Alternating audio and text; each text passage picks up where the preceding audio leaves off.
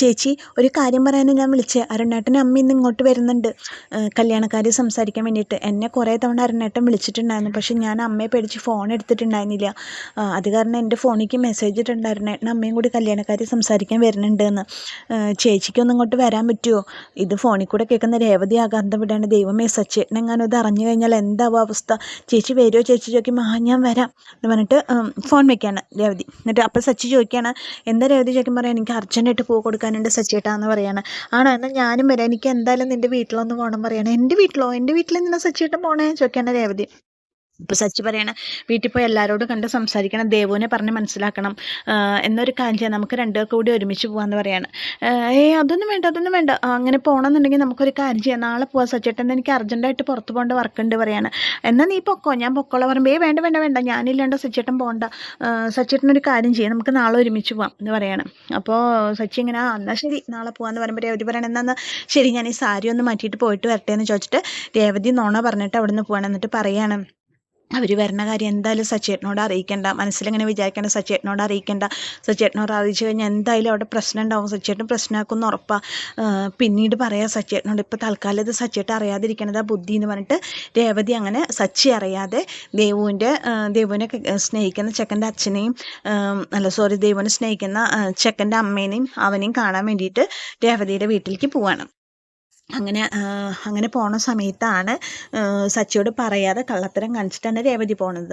ഈ സമയത്ത് ശ്രുതിയുടെ മീരയുടെ വീട്ടിലേക്ക് കയറി വന്നിക്കാണ്. പക്ഷെ അവിടെ ശ്രുതിയുടെ അമ്മയും ആദ്യം വന്നിട്ടുണ്ട്. അപ്പോൾ ശ്രുതി ഫോണിൽ ഇങ്ങനെ വിളിക്കുമ്പോൾ വേറെ ആരുമല്ല, ആൻ്റണിയാണ്. ആൻ്റണി പൈസ ചോദിക്കുകയാണ്, ഞാൻ നിനക്ക് പൈസ തന്നത് അവനെ ഒഴിവാക്കാൻ വേണ്ടിയിട്ടില്ല നവീൻ ദാസിന്, ഇനി എന്നോട് പൈസ ചോദിച്ചാൽ ഞാൻ എവിടെ നിന്ന് എടുത്ത് തരാനോ, നിനക്കറിയാലോ, ഞാനിപ്പോൾ ആ വീട്ടിൽ നിന്ന് പുറത്താണ്, ചന്ദ്രോദയത്തിൽ നിന്ന് പുറത്താണ്, എനിക്ക് ഇനി അങ്ങോട്ട് കയറാൻ പറ്റില്ല, പിന്നെ ഷോറൂമിൽ നിന്ന് പൈസ എടുക്കാന്ന് വെച്ചാൽ എനിക്ക് ഷോറൂമിലും കയറാൻ പറ്റില്ല, പിന്നുള്ളത് ബ്യൂട്ടി പാർലർ, എൻ്റെ മനസ്സ് ശരിയല്ലാത്തതുകൊണ്ട് എനിക്ക് അവിടെ ശരിക്കും വർക്ക് ചെയ്യാൻ പറ്റുന്നില്ല, ഇനി എൻ്റെ കയ്യിൽ പൈസ ഇല്ല എന്ന് പറഞ്ഞാൽ പൈസ ഇല്ല, ഇനി എന്നെ വിളിച്ച് ശല്യപ്പെടുത്തണം, എൻ്റെ ജീവിതം ആകെ നശിച്ചിട്ടായിരിക്കണം എന്നൊക്കെ പറയാണ് ശ്രുതി. ഇത് മുഴുവൻ കേട്ടിട്ട് ആകെ അന്താളിപ്പായിട്ടാണ് വിമല നിൽക്കണത്, ശ്രുതിയുടെ അമ്മ. അങ്ങനെ ശ്രുതി ഇത് സംസാരിച്ച് ഫോൺ വെച്ച സമയത്ത് വിമല ഓടി വന്ന് കെട്ടിപ്പിടിക്കാണ് മോളെ എന്ന് വിളിച്ചിട്ട്. അപ്പോൾ അമ്മയെ പറഞ്ഞിട്ട് ശ്രുതി അമ്മേനെ കെട്ടിപ്പിടിച്ച് ചോദിക്കുമ്പോൾ എന്താ മോളെ പറ്റിയേ, നിന്നെ അവിടെ നിന്ന് പുറത്താക്കി, എന്താ ഉണ്ടായി, അമ്മ എല്ലാം കേട്ടു, എന്താ ഉണ്ടായി എന്നൊക്കെ ചോദിക്കുമ്പോൾ ശ്രുതി പറയണ, പുറത്താക്കിയിട്ടൊന്നുമില്ല അമ്മ, ഇങ്ങനെ ഒരു കാര്യം ഉണ്ടായി, പറ നിൻ്റെ സത്യങ്ങളൊക്കെ അവരറിഞ്ഞോ, ഞാൻ അന്നേ പറഞ്ഞതല്ലേ എല്ലാ സത്യങ്ങളും തുറന്ന് പറയണമെന്ന്, നീ പറയാതിരുന്നിട്ടല്ലേ, എന്താ ഉണ്ടായി എന്ന് ചോദിക്കുമ്പോൾ നിനക്ക് കുഞ്ഞുള്ള കാര്യമൊക്കെ അവരറിഞ്ഞോ, നീ അമ്മയാണെന്നുള്ള കാര്യം അവരറിഞ്ഞോ ചോദിക്കുമ്പോൾ ഇല്ല അമ്മ അതൊന്നും അറിഞ്ഞിട്ടില്ല, പിന്നെ എന്താ പ്രശ്നം ചോദിക്കുമ്പോൾ പറയും, എൻ്റെ മലേഷ്യ കഥ കെട്ടുകഥയാണെന്ന്, അങ്ങനെ ഒരു അച്ഛനും ആരും അവിടെ ഇല്ല എന്നൊക്കെ അവർ അറിഞ്ഞു അമ്മേ, അതിന് മുഴുവൻ കാരണം സച്ചി രേവതിയാണ്, അവനാണ് ഈ കള്ളം മുഴുവൻ പൊളിച്ചത് എന്നൊക്കെ പറയണം. അപ്പോൾ ശ്രുതി, ഞാൻ ആദ്യമേ പറഞ്ഞതല്ലേ നിന്നോട്, ആവശ്യമില്ലാത്ത കാര്യത്തിനൊന്നും നിൽക്കണ്ടെന്നുള്ള സത്യമായിട്ട് തുറന്നു പറയാൻ ഞാൻ പറഞ്ഞതല്ലേ മോളെ, എന്നിട്ട് നീ കേൾക്കാനിട്ടല്ലേ എന്നൊക്കെ നോക്കിയപ്പോൾ എന്തായാലും അവരെന്നെ തിരിച്ച് വിളിക്കും എന്നുള്ള പ്രതീക്ഷയിൽ തന്നെയാണ് അമ്മ ഞാൻ ഇവിടെ ഇനിയും കാത്തിരിക്കുന്നത്, എന്തായാലും എനിക്ക് അവിടെ തിരിച്ചു കയറാൻ പറ്റും എന്നുള്ള പ്രതീക്ഷ തന്നെയാണ് എനിക്കുള്ളത്, അതിന് വേണ്ടിയിട്ട് തന്നെയാണ് അമ്മ ഞാൻ കാത്തിരിക്കേണ്ടത് എന്നൊക്കെ പറയണം.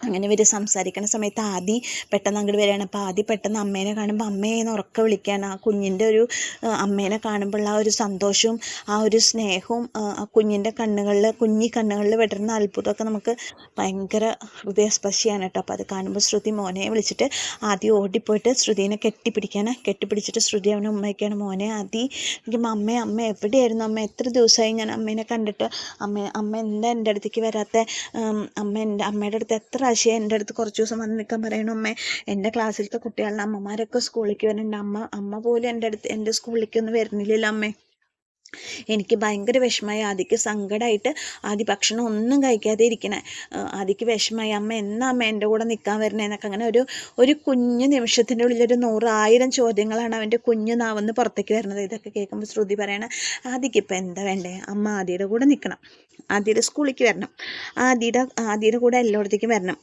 അമ്മ ആദീനെ കാണാൻ ആദിയുടെ അടുത്ത് ഇടയ്ക്കിടയ്ക്ക് വന്ന് നിൽക്കണം, ഇതല്ല ആദിക്ക് വേണ്ടു. അതെ, അപ്പോൾ ഒരു കാര്യം ചെയ്യാം, അമ്മ ആദീനെ ഇവിടെ അടുത്തുള്ളൊരു സ്കൂളിൽ ചേർത്തി പഠിപ്പിക്കാൻ പോവാം, നമുക്ക് ഇവിടെ ഒരു വീട് വാടകയ്ക്ക് എടുത്തിട്ട് അവിടെ താമസിക്കാം, അപ്പോൾ അമ്മയ്ക്ക് ഇടയ്ക്കിടയ്ക്ക് ആദിയുടെ അടുത്തേക്ക് വരാമല്ലോ. സത്യമാണ് അമ്മയെ ചോദിക്കുമ്പോൾ ആ സത്യമാണെന്ന് പറയണം. ഇനി ആദിക്ക് സമാധാനമായില്ലേ, ഇനി ആദ്യം പോയി ഭക്ഷണം കഴിക്കുമോ ചോദിക്കുമ്പോൾ ഭക്ഷണം കഴിക്കാം, ഇനി ഞാൻ ഭക്ഷണം കഴിച്ചോളാം പറയുമ്പോൾ വിമലോട് പറയണം, അമ്മ അവന് ഭക്ഷണം കൊടുക്കുമെന്ന് പറയണം. അങ്ങനെ വിമല ആദിയേയും കൂട്ടിയിട്ട് ഭക്ഷണം കഴിക്കാൻ വേണ്ടി പോകണം. ഈ സമയത്ത് മീര ചോദിക്കും, ശ്രുതി ഇതൊക്കെ നീ ശരിക്കും ആലോചിച്ചിട്ട് തന്നെയാണോ? അതെ മീര, ഞാൻ ഇതൊക്കെ ആലോചിച്ചിട്ട് തന്നെയാണ്. എന്തായാലും ആരുടെ ശ്രദ്ധയപ്പെടാത്ത സ്ഥലത്തൊരു വീട് കണ്ടുപിടിക്കണം, ആദ്യം ഇവിടെ സ്കൂളിൽ ചേർത്തണം, ഈ കാര്യങ്ങളൊക്കെ ഞാൻ നിന്നെ ഏൽപ്പിക്കുകയെന്ന് പറയുമ്പോൾ മീര പറയണം, എനിക്ക് സന്തോഷമായിടി, ആ കുഞ്ഞെങ്കിലും സന്തോഷമായിട്ടിരിക്കുമല്ലോ, എനിക്ക് ഒരുപാട് സന്തോഷമായി എന്ന് പറയാണ് മീര. അങ്ങനെ അവരുടെ ആ ഒരു ഭാഗം അവിടെ കഴിഞ്ഞു. പിന്നെ കാണിക്കുന്നത് ശ്രുതി ഇങ്ങനെ തലവേദനിച്ചിട്ട് വയ്യാതെ കിടക്കുകയാണ്. ഷോറൂമിലേക്ക് പോയിട്ട്, അയ്യോ എന്താ അങ്ങനെ തലവേദനിക്കണ ദൈവമേ, വല്ലാത്ത തലവേദന, എനിക്ക് സഹിക്കാൻ പറ്റണില്ലല്ലോ, ഇപ്പം ഇന്നലെ ബിയർ കഴിച്ചിട്ടായിരിക്കുമോ തലവേദന എന്നൊക്കെ വിചാരിച്ചിട്ട് ശ്രുതി ഇങ്ങനെ കിടക്കുന്ന സമയത്ത് ശ്രുതി ഇങ്ങനെ കിടക്കുമ്പോൾ ചന്ദ്രമതി കയറി വന്നിട്ടാ, എന്താ ഉറക്കാതെ നീ ഷോറൂമിലൊന്നും പോകണില്ലേ എന്ന് ചോദിക്കാൻ. അപ്പോൾ ശ്രുതി പറയണ, തലവേദനിച്ചിട്ട് വയ്യമ്മേ, തല വെട്ടിപ്പൊളിയണ വേദന പറയുമ്പോൾ, ഇവിടെ ബാമില്ലേ, ബാമെടുത്ത് വരട്ടെ, നീ ഇത് ദിവസം ശീലാക്കിയിട്ടല്ലോ, ഇപ്പോൾ ഷോർമ പോക്കൊക്കെ തുടങ്ങിയില്ലോ. അല്ല അമ്മ, എൻ്റെ തലവേദന എന്താന്ന് വേറെ ഒന്നല്ല, ശ്രുതിനെ വിളിക്കാൻ കേട്ടോ, കുറേ ദിവസമായില്ലേ ഞാൻ ശ്രുതിനെ വിളിച്ചിട്ട്, ഞാനൊന്ന് ശ്രുതിനെ വിളിക്കട്ടെ എന്നൊക്കെ പറയണം. വിളിക്കട്ടെ എന്ന് പറയുമ്പോൾ ചന്ദ്രമതി പറയണം, ചന്ദ്രമതി കരണത്തൊരെണ്ണം കൊടുക്കുകയാണ്. അപ്പോൾ ഇത് കണ്ടിട്ട് രവീന്ദ്രൻ വരികയാണ്, എന്താ ചന്ദ്രൻ നീ കാണിക്കണമെന്ന് ചോദിക്കുമ്പോൾ, ഇവൻ്റെ അംഗങ്ങൾ കണ്ടില്ലേ, അവന് തലവേദനിച്ചിട്ട് വയ്യ, തല പൊങ്ങണില്ലേ അവന് ഓഫീസിൽ പോകുന്നത്, അതിന് തല്ലാണ് വേണ്ടതെന്ന് അവൻ പറഞ്ഞത് എന്താണെന്നറിയോ നിങ്ങൾക്ക്, തലവേദനിച്ചിട്ട് വയ്യ, ശ്രുതിനെ വിളിച്ച് അവൻ്റെ തലവേദന മാറും, അവനൊന്ന് ശ്രുതിനെ വിളിക്കട്ടെ എന്നാണ് പറഞ്ഞത്, പിന്നെ തല്ലല്ലേ ഞാൻ വേണ്ടേ എന്നൊക്കെ അങ്ങനെ ചോദിക്കുമ്പോൾ രവീന്ദ്രൻ, എന്താടാ ചെറിയ പിള്ളേരുടെ പോലെ, പിന്നെ ഇപ്പം നീ അവനെ തല്ലാനും മാത്രമൊന്നുമില്ല ചന്ദ്രേ, അവൻ ശ്രുതിനെ വിളിക്കണം എന്ന് അവന് ആഗ്രഹം ഉണ്ടാവും, കാരണം അവൾ അവൻ്റെ ഭാര്യയല്ലേ. അതൊക്കെ ഇതേ മിണ്ടരുത് രവിയേട്ട, നിങ്ങൾ അവൻ്റെ ഭാര്യ ഈ വേണ്ട കള്ളത്തരങ്ങൾ മുഴുവൻ ഒപ്പിച്ചിട്ട് അവന് ഇനി വീണ്ടും അങ്ങടെ ചായ ഒരിക്കലും നടക്കില്ല. നീ ആ ബാമുണ്ടാവും, ബാമെടുത്ത് പുരട്ടിയിട്ട് വേഗം കുളിച്ച് ഫ്രഷായി കടയിൽ പോകാൻ നോക്ക്, നീ വന്ന് ഭയങ്കര മടിയായി തുടങ്ങിയില്ല നിനക്ക്, ഈ നിലയ്ക്കാണെങ്കിൽ നീ കട ഷോറൂം പൊട്ടിക്കില്ല നീ. അപ്പോൾ രവി പറയുന്നുണ്ട് ചന്ദ്രോട്, ശ്രുതി ഇല്ലാത്തതുകൊണ്ടാവും അവന് മടി, ശ്രുതി വന്ന് അവൻ്റെ മടിയൊക്കെ മാറി, കാര്യം എന്തായാലും ശ്രുതി അവന് സപ്പോർട്ടെല്ലാം ഉണ്ടായിരുന്നു, അവൻ്റെ മടിയൊക്കെ മാറിയാൽ ഉത്സാഹവും പറയുമ്പോൾ ഒരിക്കലും നടക്കില്ല, നീ വേഗം പുറപ്പെട്ട് ഷോറൂമിലേക്ക് വരാൻ നോക്ക് എന്നൊക്കെ ഇങ്ങനെ പറയുകയാണ്. അപ്പോൾ രവീന്ദ്രൻ പറയാണ്, എന്താടാ ചെറിയ പിള്ളേരെ പോലെ തലവേദന എന്നൊക്കെ പറഞ്ഞ ഓരോ കാരണങ്ങൾ പറഞ്ഞിട്ടിരിക്കണം, ഷോറൂമിൽ പോകാൻ നോക്ക് എന്നൊക്കെ ശ്രുതിയോട് പറയാണ്. ദേവുവിൻ്റെ വീടിൻ്റെ മുമ്പിൽ ഒരു കാറ് വന്ന് നിന്നു. കാറിൽ നിന്ന് ഇറങ്ങണത് അരുണിൻ്റെ അമ്മയാണ്. അരുൺ ഇറങ്ങാൻ തുടങ്ങുമ്പോൾ അരുണിൻ്റെ അമ്മ പറയണ, മോനെ നീ ഇറങ്ങണ്ട. അപ്പം എന്താ അമ്മേ ഞാൻ കൂടി വരണ്ടേ ചോദിക്കുമ്പോൾ, വേണ്ട നീ ഇപ്പോൾ വരണ്ട, ഞാൻ ആദ്യം പോയി സംസാരിക്കാം. എന്താണെന്നറിയോ, നീ എൻ്റെ കൂടെ വന്നു കഴിഞ്ഞാൽ അവർ നിന്നെ എന്തെങ്കിലും പറഞ്ഞു കഴിഞ്ഞാൽ എനിക്കത് കേട്ടിരിക്കാൻ പറ്റില്ല, എനിക്കത് ഭയങ്കര വിഷമമാണ്, അപ്പം ഞാൻ എന്തെങ്കിലും പ്രതികരിക്കും, അപ്പോൾ അതിനെക്കാട്ടിലും നല്ലത് എന്താ, ഞാൻ പോയി സംസാരിക്കാം, നീ ഇവിടെ ഇരിക്കുക, നീ വരണം എന്നുള്ള ആവശ്യം വരികയാണെങ്കിൽ ഞാൻ വിളിക്കാമെന്ന് പറയാണ് അരുണിൻ്റെ അമ്മ. അങ്ങനെ അവർ ഇറങ്ങിയിട്ട് രേവതിയുടെ വീട്ടിലേക്ക് പോവാണ്. അങ്ങനെ വീട്ടിൽ പോകുമ്പോൾ മോളെ ദേവു വിളിക്കണം മുറ്റത്ത് നിന്നിട്ട്. അപ്പോൾ ദേവു വന്നിട്ട് പറയണ, അമ്മേ വാ അമ്മേ പറയണം. എന്നിട്ട് ദേവു അമ്മേനെ കയറ്റിയിട്ട് പറയണം, ചേച്ചി അമ്മേ ഇതാ അരുണേട്ടൻ്റെ അമ്മ വന്നേക്കണമെന്ന് പറയണം. അപ്പോൾ രേവതി അകത്തുനിന്ന് വരികയാണ്. ആ ആൻറ്റി നമസ്കാരം ആൻറ്റി, ഇരിക്കുക ആൻറ്റി എന്നൊക്കെ പറയണം. ആ നിങ്ങളെ പറ്റിയിട്ട് ദേവു പറഞ്ഞിട്ടുണ്ട്, എല്ലാ വിവരങ്ങളും ദേവു എന്നോട് പറയാറുണ്ട്. രേവതിയിലെ കേൾക്കുമ്പോൾ അതെ ആൻറ്റി ഇരിക്കുക ആൻറ്റി പറയണം. അപ്പോഴത്തേക്കും ലക്ഷ്മി വരികയാണ്. ലക്ഷ്മി വന്നിട്ട് ലക്ഷ്മിയുടെ മുഖത്ത് ഭയങ്കര ഗൗരവമാണ് കേട്ടോ. ഞാൻ അരുണിൻ്റെ അമ്മയാണെന്ന് പറഞ്ഞിട്ട് അവർ പരിചയപ്പെടുത്തുമ്പോൾ ലക്ഷ്മി തിരിഞ്ഞിട്ട് ദേവുവിനോട് പറയാണ്, ദേവു നീ അകത്ത് പോ, ഞങ്ങൾക്ക് കുറച്ച് സംസാരിക്കാനുണ്ട് പറയാം. അപ്പോൾ ദേവു ഇങ്ങനെ ആകെ പകച്ച് നിൽക്കുകയാണ്. ദേവുവിനോട് അകത്തേക്ക് പോകാനാണ് പറയുമ്പോൾ ദേവുവും അല്ല ദേവുവിൻ്റെ റൂമിലേക്ക് പോവാണ്.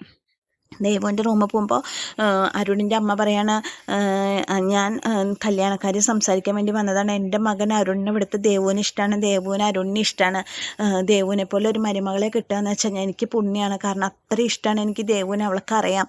അപ്പോൾ ലക്ഷ്മി പറയാണ്, എനിക്കറിയാം നിങ്ങൾ ഈ കല്യാണക്കാരി സംസാരിക്കാൻ തന്നെയാണ് വരുന്നുണ്ടാവുകയെന്ന്, പക്ഷെ ഞാനൊരു കാര്യം പറയട്ടെ, എൻ്റെ മോൻ സച്ചി പറഞ്ഞു നിങ്ങളുടെ മോൻ നന്നല്ല, നിങ്ങളുടെ മോൻ്റെ സ്വഭാവം നന്നല്ല എന്ന് എൻ്റെ മോൻ സച്ചി പറഞ്ഞു, ഇത്രയും ഒരു മനസാക്ഷിയില്ലാത്ത ഒരാൾക്കാണ് ഞാൻ എൻ്റെ മോളെ കെട്ടിച്ചു കൊടുക്കേണ്ടത് ചോദിക്കുമ്പോൾ അരുണിൻ്റെ അമ്മ പറയാണ്, അങ്ങനെ ഒരിക്കലും ചിന്തിക്കരുത്, നിങ്ങളുടെ മോൻ സച്ചി പറഞ്ഞത് മാത്രമല്ലേ നിങ്ങൾക്ക് അറിയുള്ളൂ, നിങ്ങളുടെ മോൻ സച്ചിയും എൻ്റെ മോനെ കുറേ ഉപദ്രവിച്ചിട്ടില്ലെന്ന് ചോദിക്കുമ്പോൾ, നിങ്ങളുടെ മോനല്ലേ ആദ്യം എൻ്റെ മോനെ ഇതാക്കിയിട്ട് കാറൊക്കെ എടുത്തുകൊണ്ട് ഇത് രണ്ടാമത് കൊന്നു, കാറടിച്ച് കൊല്ലാൻ നോക്കി എന്നുള്ള കള്ളക്കേസൊക്കെ കൊടുക്കാൻ നോക്കി, ഇതൊക്കെ അപ്പം തന്നെ മനസ്സിലാവാം.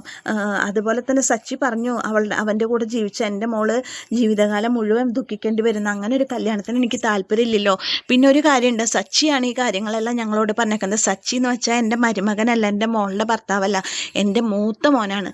അപ്പോൾ സച്ചി പറയുന്നതിനപ്പുറം ഈ കുടുംബത്തൊന്നുമില്ല, സച്ചിക്ക് ഈ കല്യാണം ഇഷ്ടമില്ല എന്ന് വെച്ചാൽ ഞങ്ങൾക്കും ഈ കല്യാണം ഇഷ്ടമില്ല എന്ന് അതിൻ്റെ അർത്ഥം പറയുമ്പോൾ അരുണിൻ്റെ അമ്മ അങ്ങനെ പകയ്ക്കുകയാണ്. എന്നിട്ട് പറയാൻ, ഒന്നും കൂടി ആലോചിച്ചൂടെ, സച്ചിയുടെ ഇഷ്ടമല്ലല്ലോ നമ്മൾ നോക്കേണ്ടത്, നമ്മൾ ദേവുവിൻ്റെ അരുണിൻ്റെ ഇഷ്ടമല്ല നോക്കേണ്ടത്, കുട്ടികൾ പരസ്പര സ്നേഹത്തിലല്ലേ, ദേവുവിന് ഇനിയിപ്പോൾ അരുണിനെ വേണ്ടാന്ന് വെച്ചിട്ട് വേറൊരു കല്യാണം നടത്തിയാലും ദേവുവിന് ഈ ജന്മത്തിൽ സന്തോഷത്തോടുകൂടി ജീവിക്കാൻ പറ്റും തോന്നുന്നുണ്ടോ നിങ്ങൾക്ക്? അതൊന്നും എനിക്ക് അറിയേണ്ട ആവശ്യമില്ല. ദേവുവിനോട് ഞാൻ അരുണിനെ മറക്കാൻ പറഞ്ഞിട്ടുണ്ട്. ദേവുവിന് കല്യാണം ആലോചിച്ച് തുടങ്ങിയിട്ടുണ്ട്. സച്ചി പെട്ടെന്ന് തന്നെ വേറൊരു പയ്യനെ കണ്ടുപിടിച്ച് ദേവുവിൻ്റെ കല്യാണം നടത്തുക. അതും വല്ല കണ്ണി കണ്ട പയ്യന്മാരെ ഒന്നും സച്ചി കണ്ടുപിടിക്കില്ല എന്ന് എനിക്ക് ഉറപ്പാണ്. അവൻ എന്തായാലും ദേവുവിന് പറ്റിയൊരു പയ്യനെ തന്നെ അവൻ കണ്ടുപിടിക്കുക എന്നൊക്കെ പറയാണ്. ഇതൊക്കെ കേൾക്കുമ്പോൾ അകത്ത് നിന്നിട്ട് ദേവുവിന് ഇങ്ങനെ ആകെ വിഷമമായിട്ടിരിക്കണം. രേവതി എന്താ അമ്മ ഇങ്ങനെ, നിങ്ങൾ രണ്ടുപേരും കൂടി തല്ലുകൂടാനാണോ, തല്ലുകൂടി പിരിയാനാണോ അത് വേണ്ടതെന്നൊക്കെ ചോദിക്കുമ്പോൾ ലക്ഷ്മി പറയണ രേവതി നീ മിണ്ടാതിരിക്കുന്ന പറയണം. എന്നിട്ട് പറയണം സച്ചി എന്ത് പറഞ്ഞാലും സച്ചിക്ക് അതിലൊരു നന്മ ഉണ്ടാവും എനിക്ക് നന്നായിട്ട് അറിയാം. കാരണം സച്ചി ഞങ്ങളുടെ കുടുംബത്തിന് വേണ്ടിയിട്ട് ദോഷമായിട്ടൊന്നും ചെയ്തിട്ടില്ല. സച്ചി പറഞ്ഞതെല്ലാം കേട്ടിടത്തോളം നന്മ മാത്രമേ വീട്ടിലുണ്ടായിട്ടുള്ളൂ, പൊട്ടയായിട്ടൊന്നും വീട്ടിലുണ്ടായിട്ടില്ല. അതുകൊണ്ട് തന്നെ സച്ചി പറഞ്ഞത് അനുസരിക്കാനാണ് എനിക്കിഷ്ടം. സച്ചിക്ക് സമ്മതമാണെങ്കിൽ മാത്രമേ ഈ വിവാഹം നടക്കുള്ളൂ. സച്ചിക്ക് സമ്മതം ഇല്ല എന്നുണ്ടെങ്കിൽ ഈ വിവാഹം നടക്കില്ല. അപ്പോൾ സച്ചിക്ക് ഈ വിവാഹം ഇഷ്ടമില്ല എന്നാണ് അവൻ തുറന്നു പറഞ്ഞത്. അതുകൊണ്ട് ഇനി ഈ വിവാഹം ആലോചിക്കാൻ വേണ്ടിയിട്ട് ഈ വിവാഹത്തിൻ്റെ പേര് പറഞ്ഞാൽ നിങ്ങളും നിങ്ങളുടെ മകനും ഈ വീട്ടിലേക്ക് വരണമെന്നില്ല എന്ന് തീർത്ത് പറയണം ലക്ഷ്മി. ഇത് കേൾക്കുമ്പോൾ അരുണിൻ്റെ അമ്മ ആകെ വിഷമിച്ചിട്ട് നിൽക്കണം. അപ്പോൾ രേവതി എന്താ അമ്മ ചോദിക്കുമ്പോൾ നീ മിണ്ടരുത് പറയണം. അങ്ങനെ അത് പറഞ്ഞ് കേൾക്കുമ്പോൾ അരുണിൻ്റെ അമ്മ വളരെ വിഷമത്തോടു കൂടി കുറേ പറഞ്ഞിട്ട് തിരിക്കാൻ നോക്കിയാലും ലക്ഷ്മിയാണ് വിട്ടു കൊടുക്കണില്ല. അപ്പം അങ്ങനെ അവർ സങ്കടത്തോടു കൂടി ഇറങ്ങിയിട്ട് പോവാണ്. ഇറങ്ങിപ്പോകുമ്പോൾ രേവതി ചോദിക്കുകയാണ് എന്താ അമ്മ ഇത് ചോദിക്കുമ്പോൾ ദേവു ഇവിടെ പോകാമെന്ന് പറയാണ്. എന്തിനാ അമ്മ ഇനിയിപ്പോൾ അവളെ വിളിക്കണ ചോദിക്കുമ്പോൾ നിൽക്കുക ഞാൻ പറയട്ടെ മറ്റേ ദേവു അകത്തുനിന്ന് പുറത്തേക്ക് വരികയാണ്. എന്താ അമ്മ ചോദിക്കുമ്പോൾ പറയണം ഇനി മേലാൽ നീയും അരുണും തമ്മിൽ കാണാനോ സംസാരിക്കാനോ പാടില്ല. ഇനി നിൻ്റെ മനസ്സിൽ അങ്ങനെ വല്ല ചിന്തകളുണ്ട്, കല്യാണം കഴിഞ്ഞ് അരുണിൻ്റെ ഒപ്പം ഒരുമിച്ച് ജീവിക്കുക എന്നുള്ള പ്ലാനിങ്ങും ചിന്തകളും ഉണ്ടെങ്കിൽ അതിപ്പോൾ തന്നെ നുള്ളിക്കളഞ്ഞേക്ക്. സച്ചേട്ടൻ കല്യാണം ആലോചിക്കുന്ന നല്ലൊരു പയ്യനെ കിട്ടിക്കഴിഞ്ഞാൽ നിൻ്റെ കല്യാണം പെട്ടെന്ന് തന്നെ നടത്തുമെന്ന് പറയാണ് ലക്ഷ്മി. ഇത് കേൾക്കുമ്പോൾ ആകെ അറ്റാക്ക് വന്ന പോലെ നിൽക്കുകയാണ് രേവതിയും ദേവും.